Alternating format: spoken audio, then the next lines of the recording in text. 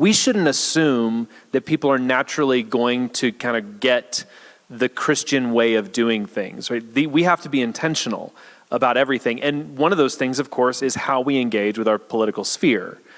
And so that's why we want to be a place where, as we are discipling, we can be a safe place to have difficult conversations and not be afraid of disagreement, because we know that if we don't disciple people intentionally in every sphere of life, they will be discipled by someone else and by something else. Is that a fair? I think Brennan's wrong. No. He promised me he would disagree with everything I say, so I'm only going to say like things I'm absolutely sure of. Part of being a believer and following Jesus is, how do we engage civilly, right? How do we engage in a way that honors God, that the, how we get to our conclusions and how we represent ourselves in Jesus matters just as much as the conclusions themselves. So learning to disagree and to engage well is just part of what it means to know Christ and to follow him. So that being the case, Jonathan, I have a hard-hitting question for you. Go for it. Right? Is there one particular candidate a Christian should always vote for? No, I'm kidding. You can answer if you want to. No, but maybe, I don't know if you have an opening say. I wanted to share a little bit of like, where do you start, right? So there's this Bible. It was written over 2,000 years ago. It's not like the Blue Book. It's not, current and saying who to vote for, what you should do. And so, like, where's a good place to start in this book when it comes to political engagement? And I just go to the very first chapter, Genesis chapter 1. So if you want, you can turn there. You don't have to. I'll read a few things here. In the beginning, God created the heavens and the earth. Now the earth was formless and empty, and darkness was over the surface of the deep. And the Spirit of God was hovering over the waters. So the picture that we get here is of chaos, of the sort of chaotic nothingness where God then comes along and begins to form and shape a world where he places humanity, right? He brings order to the chaos.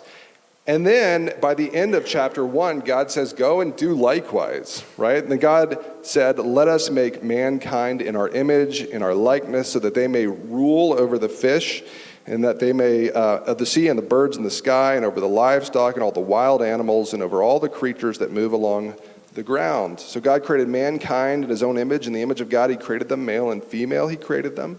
And God blessed them and said to them, be fruitful and increase in number. Fill the earth and subdue it. Rule over the fish in the sea and the birds in the sky and over every living creature that moves on the ground. And so that word for subdue is this word of dominion, but it really means stewardship. Right? Go out and steward the world. Go out and steward creation. And so I like to say that God invented politics. Maybe you think of politics as a dirty word, but it's really not. God invented politics in Genesis chapter 1 when he said, go out in my image, you carry my authority, and form and shape this world. That includes like building things like houses, but it also includes organizing societies and cultures and cities. And so as Christians, we start there, that our vision is to go out and kind of do what God did, to create flourishing, to create goodness, to create order and beauty.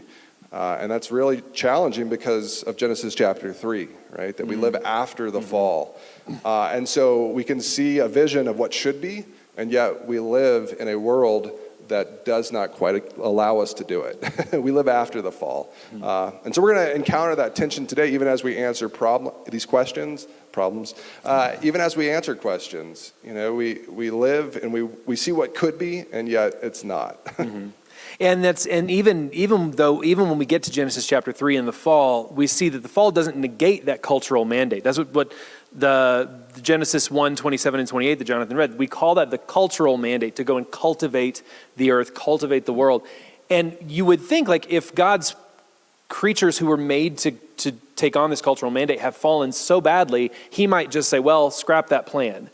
And yet, what we see in the curse of Genesis 3 is that the cultural mandate still goes on. It's just going to be a lot harder, right?